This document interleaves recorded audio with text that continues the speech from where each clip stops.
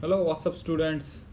आज नया टॉपिक लेकर आए हैं हम, जिसका नाम है कंजर्वेशन ऑफ मोमेंटम। यह हालांकि सिस्टम ऑफ पार्टिकल का ही एक सब टॉपिक कहा जा सकता है।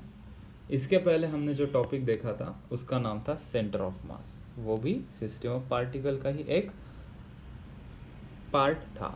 सो सेंटर ऑफ मास सबसे पहले हमने किया, that is a part of system of particles. अभी हम पढ़ रहे हैं कंजर्वेशन ऑफ मोमेंटम, ठीक है। सो चलिए शुरू करते हैं। सबसे पहले हम जानकारी लेंगे law of conservation of momentum की। Law of conservation of momentum क्या होता है उसकी जानकारी लेंगे। उसके पहले जो हमने सेंटर ऑफ मास के अंदर पढ़ा था, ये तीनों फॉर्मूले, क्या तुम सभी को ये फॉर्मूले याद है? याद करो ये फॉर्मूला। XCM मतलब क्या है? X position of centre of mass from some reference point. YCM ZCM भी लिख सकते हैं, ठीक है, लेकिन मैंने सिर्फ XCM लिखा। क्या होता है वो? M1 x1 plus M2 x2 and so on. अगर पार्टिकल चल रहे हैं तो सेंटर ऑफ मास की वेलोसिटी क्या होगी? अगर पार्टिकल एक्सेलरेट कर रहे हैं तो उसका एक्सेलरेशन सेंटर ऑफ मास का क्या होगा? ये हमें पता है ऑलरेडी, और ये उसका कोऑर्डिनेट करने के लिए डायग्राम निकाली थी। लेकिन ये जो दो फॉर्मूलाज है नीचे वाले, इनको कुछ मोमेंटम के टर्म में हम लिखना चाहते हैं। जैसा कि यहाँ देख सकते हैं M1 V1 M2 V2 M3 V3। So momentum is nothing but mass into velocity, या टू बी प्रिसाइज इसको लिखना चाहिए लीनियर मोमेंटम। दो प्रकार के मोमेंटम होते हैं, एक एंगुलर मोमेंटम, एक लीनियर मोमेंटम। हालांकि ये टॉपिक में लीनियर मोमेंटम की ही बात कहेंगे हम। सिंपली अगर मैं मोमेंटम ही लिखता हूँ तो समझ लेना by default linear momentum. So उसका लेटर P होता है। P is equal to mass into velocity. ये एक वेक्टर क्वांटिटी होती है, हमने इसको पहले भी डील किया था, और इसका यूनिट होता है mass is kg, velocity is metre per second, ठीक है। तो M1 V1 M2 V2 M3 V3 को हम मोमेंटम के टर्म में लिखेंगे नेक्स्ट स्लाइड में। यहाँ पे एक्सेलरेशन का भी देख लो ये स्लाइड में। यहाँ पे acceleration is equal to M1 A1 mass into acceleration. ये क्या होता है? फोर्स होता है। तो इसको हम आगे चल के लिखेंगे F1, इसको लिखेंगे F2, इसको लिखेंगे F3। क्यों लिखेंगे? अरे रुको, समझ में आएगा। फिर हमने लिखा M1 V1 M2 V3 M3 V3 को P1 plus P2 plus P3, that is momentum of that particle 1, momentum of particle 2 and so on. तो this is nothing but the momentum of system, तो इसको P system लिख सकते हैं। और जो divided by total mass है उसको समेशन के टर्म में हम समेशन ऑफ मास लिख सकते हैं। उसको I करके I is equals to 1 to कितने पार्टिकल होंगे 1 to n, मैथमेटिकली इसको ऐसे लिखा जाता है, ठीक। तो समझ में आया हमें? पहले हमने ये फॉर्मूला पढ़ा, बाद में हमने इसको ये फॉर्म में कैसे लिखते हैं वो समझने की कोशिश की। अभी पिक्चर बाकी है, ये तो शुरुआत है। एक्सेलरेशन का जो M1 A1 M2 A2 M3 A3 ये चीज़ें हैं, इनको F1 F2 F3 ऐसा लिख सकते हैं। इसी को ही हम एक ही टर्म में लिख सकते हैं F एक्सटर्नल, मतलब जितने भी external force system of particle के ऊपर लग रहे हैं उसका summation divided by summation of the masses will give us the acceleration of centre of मास। मतलब F external upon summation of masses. ये दोनों नए फॉर्मूला चमकते हुए हमें मिल गए, ठीक है। अच्छा, अब बात करते हैं हम कंजर्वेशन ऑफ लीनियर मोमेंटम की। तो इसको मैंने पहले लिखा कि for a system of particle velocity को हम ऐसा लिख सकते हैं P system upon summation of mass, और एक्सेलरेशन को ऐसा लिख सकते हैं F एक्सटर्नल अपॉन m, ये जो यहाँ पे मैंने बताया ये चीज़, ठीक है। फिर इफ अगर हम कहते हैं कि सिस्टम ऑफ पार्टिकल के ऊपर, SOP मतलब system of particle, if in a system of particle कोई एक्सटर्नल फोर्स ही नहीं लग रहा है, सिस्टम ऑफ पार्टिकल के ऊपर कोई एक्सटर्नल फोर्स नहीं लग रहा है, तो हम कहेंगे उसका एक्सेलरेशन क्या होगा सेंटर ऑफ मास का? Zero. No force no acceleration. मतलब अगर वो रेस्ट में रहेगा तो उसकी velocity of centre of mass zero रहेगी। अगर पार्टिकल किसी कांस्टेंट वेलोसिटी से चल रहे तो वो उनकी वेलोसिटी वो रहेगी जो वेलोसिटी से वो चल रहे। So in end all we can say velocity will be constant. फिर से एक बार, अगर एक्सटर्नल फोर्स नहीं लग रहा है सिस्टम ऑफ पार्टिकल के ऊपर तो acceleration of centre of mass will be zero, and in that case velocity of centre of mass will be constant. अगर वेलोसिटी कांस्टेंट है तो मोमेंटम क्या होता है? Mass into velocity. ये टर्म कांस्टेंट है, v term is constant, mass is also constant. तो can we से इन एंड ऑल, अगर वेलोसिटी कांस्टेंट है तो मोमेंटम वो सिस्टम का कांस्टेंट रहेगा। मोमेंटम ऑफ सिस्टम के अंदर चीज़ें हो सकती है, जैसे कि हमने एक एग्जांपल लिया कि गन है मेरे पास और गन से बुलेट फायर कर रही है, तो यहाँ पे सिस्टम में कौन है? सिस्टम में होगी बुलेट एंड गन। तो इस सिस्टम में कौन कौन है हम बोलेंगे? Gun plus bullet, this is the system, ठीक है। डिपेंड करेगा कि हर एक प्रॉब्लम के हिसाब से सिस्टम के एलिमेंट्स बदल सकते हैं, ठीक है। सो अगर सिस्टम में कोई एक्सटर्नल फोर्स नहीं है तो मोमेंटम कैसा होता है, कांस्टेंट। तो इसको हम वर्ड्स में कैसा लिख सकते हैं, if on a system of particle no external force is acting then the total momentum of the system of particle remains conserve. अगर कोई एक्सटर्नल फोर्स नहीं लग रहा है सिस्टम ऑफ पार्टिकल के ऊपर, तब उसका मोमेंटम क्या होता है, कांस्टेंट होता है या कंजर्व होता है।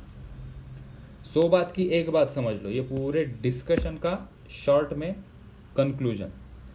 अगर सिस्टम के ऊपर कोई एक्सटर्नल फोर्स नहीं है मतलब सिस्टम का मोमेंटम क्या है, कंजर्व है। और मैथमेटिकली कैसे लिखेंगे, initial momentum is equals to final momentum. ठीक है, एक पॉइंट यहाँ पे याद रखेंगे और आगे चल के वो अच्छे से डिस्कस होगा। Though the internal forces do exist in the system it will not affect the conservation of momentum. मतलब there are two kind of forces बेटा, एक एक्सटर्नल फोर्स होता है और एक इंटरनल फोर्सेस होता है। कोई बॉम्ब है, बॉम्ब फट गया, बुडुम, इसके 2 टुकड़े हो गए, दिस इज अ बॉम्ब, इसके 2 टुकड़े हो गए। तो बॉम्ब फट गया because of chemical reaction and the forces exerted by this chemical reaction will be counted as a internal force. So yes, system में इंटरनल फोर्सेस हो सकते हैं, इंटरनल फोर्स के कारण मोमेंटम चेंज नहीं होता, वो मोमेंटम कांस्टेंट ही होता है। मोमेंटम किसके कारण चेंज होता है, एक्सटर्नल फोर्स के कारण चेंज होता है। अगर वही जीरो है तो मोमेंटम कैसा रहेगा, कंजर्व रहेगा, कांस्टेंट रहेगा। आइए देखते हैं किसी एग्जांपल की तरह से। एक एग्जांपल हमने लिया, रिकॉइल ऑफ अ गन। यहाँ पे देख सकते हैं कि बुलेट है और यहाँ पे गन है। इनिशियली बुलेट गन के अंदर है, ये यहाँ पे है, मैंने फायर नहीं किया है बुलेट को। तो हम जब बुलेट को फायर करेंगे तो मुझे ट्रिगर दबाना पड़ेगा। सो जब मैंने ट्रिगर दबाया बुलेट निकली डिस्कियाँ बाहर की तरफ, तो बुलेट यहाँ चलेगी और गन देखोगे तो गन पीछे जाने की कोशिश करेगी। So when you fire a bullet from a gun, bullet will try to move in the forward direction, and as soon as bullet is trying to move in forward direction, gun will try to move in the backward direction. तो हमने बता दिया कि bullet का mass small m, gun का mass capital M, bullet की velocity vb, gun की velocity vg। ठीक है, बिफोर फायरिंग, फायर करने से पहले मोमेंटम क्या था और फायर करने के बाद मोमेंटम क्या है वो देखेंगे। उसके पहले जब मैं यहाँ पे ट्रिगर दबा देता हूँ, जब मैंने ट्रिगर दबाया और बुलेट फायर हुई तो हमने कहा कोई एक्सटर्नल फोर्स इसके अंदर कोई खेल रहा है क्या, क्या ये सिस्टम में कोई एक्सटर्नल फोर्स एक्ट हो रहा है क्या। देखने से ऐसा पता चलेगा कि सर आपने ट्रिगर दबाया मतलब वो एक्सटर्नल फोर्स होगा, नहीं। जो बुलेट जो गन है, गन का जो ट्रिगर हम दबाएंगे, ट्रिगर दबाना is a part of system, it is a part of system which will not be taken as a external force. So yes, the trigger दबाना is not external force, that is internal force. So हमने कहा कि वो तो internal force है, उसके अलावा कोई फोर्स लग रहा है कि, हमने कहा नहीं भाई, इंटरनल फोर्स जो ट्रिगर दबाना है उसी के कारण तो गोली चली, बाकी कोई फिनोमिना नहीं यहाँ पे। सो हमने कहा कि कोई एक्सटर्नल फोर्स है क्या, मतलब गन और बुलेट को छोड़ के कोई एक्शन में है क्या फोर्स के, हमने कहा नहीं। सो अगर कोई ये सिस्टम में फोर्स एक्सटर्नल नहीं तो इन दोनों का मतलब ये पूरे सिस्टम का, दोनों मतलब गन एंड बुलेट का momentum before firing and after firing will be conserve. तो पहले बिफोर फायरिंग मोमेंटम निकाल लेते हैं। मोमेंटम क्या होता है, मास इनटू वेलोसिटी। पहले मोमेंटम ऑफ गन निकालेंगे, ये रेस्ट में थी गन और बुलेट भी अंदर जब उसके थी तो वो भी रेस्ट में थी, तो दोनों का मोमेंटम क्या हो जाएगा, 0। मास of gun into velocity of bullet, mass of bullet mass of gun into velocity of gun, तो वेलोसिटी तो 0 इज इक्वल टू 0 आ गया। मोमेंटम ऑफ बुलेट कैसे निकालोगे, mass of bullet into velocity of bullet, तो वो कितनी है, वो भी 0 है रेस्ट में। फायर करने के बाद मोमेंटम ऑफ गन, गन पीछे चली गई तो ये डायरेक्शन हम निगेटिव बताएंगे, आगे का डायरेक्शन पॉजिटिव बताएंगे। तो momentum of gun is mass of gun into velocity of this gun.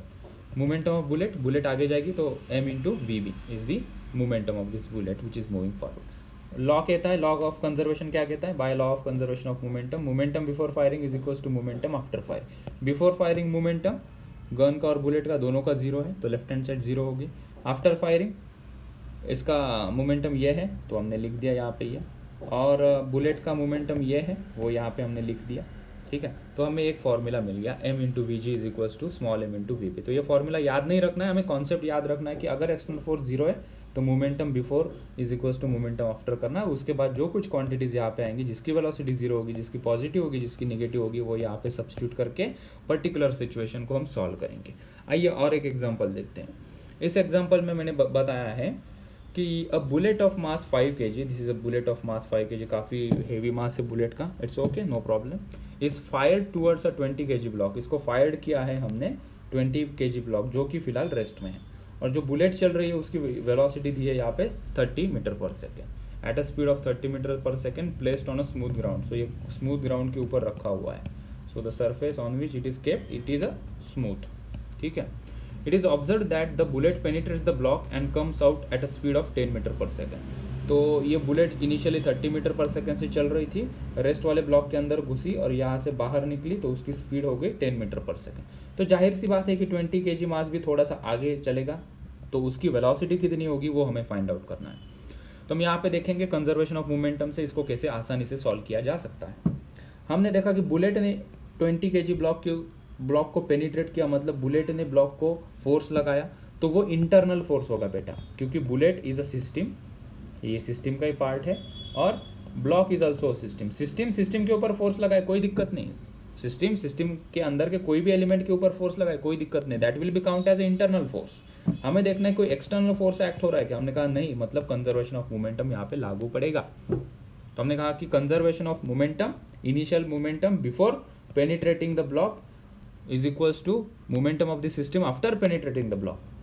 तो इनिशियली देखा हमने तो 5 kg is the mass of the bullet into 30 metre per second is the velocity of bullet, मतलब momentum of bullet आ गया 5 into 30, plus इसका momentum हमने देखा कि ये रेस्ट पे है तो उसका मास है 20 इंटू वेलोसिटी 0, तो इसका मोमेंटम आ गया 20 into 0 which is 0 initially, is equals to final momentum. हमने देखा कि जो गोली यहाँ से चली अभी उसकी स्पीड हो गई 10 मीटर पर सेकेंड और उसका मास कितना है, अभी भी 5 kg रहेगा, मास चेंज नहीं होगा, so 5 into 10 is the after the momentum of bullet after penetrating the block, plus block is moving with a velocity v now, so उसकी वेलोसिटी v इंटू मास इसका 20, तो सॉल्व करने के बाद हमें ब्लॉक की वेलोसिटी मिली 5 metre per second. This is how we calculate the any unknown parameters or a quantity for a given situation using law of conservation of momentum। ठीक, और एक क्वेश्चन देखते हैं। इस क्वेश्चन में दिया a shell is fired from a cannon with a speed of 100 metre per second which is fired from 60 degree with horizontal। तो यहाँ पे कोई कैनन है, यहाँ से हमने कोई बुलेट फायर किया at an angle of 60 degree और उसकी स्पीड रखी है 100 metre per second at the highest point of its trajectory.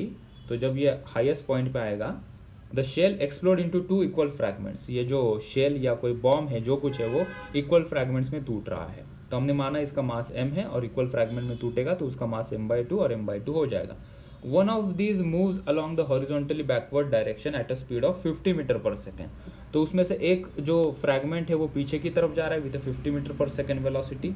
पूछा है find the speed of another fragment at the time of explosion, तो जो दूसरा फ्रैगमेंट है उसकी स्पीड कितनी होगी एट दिस मोमेंट, ये निकालना है। तो हमने देखा कि law of conservation of momentum से बहुत आसानी से सॉल्व करेंगे।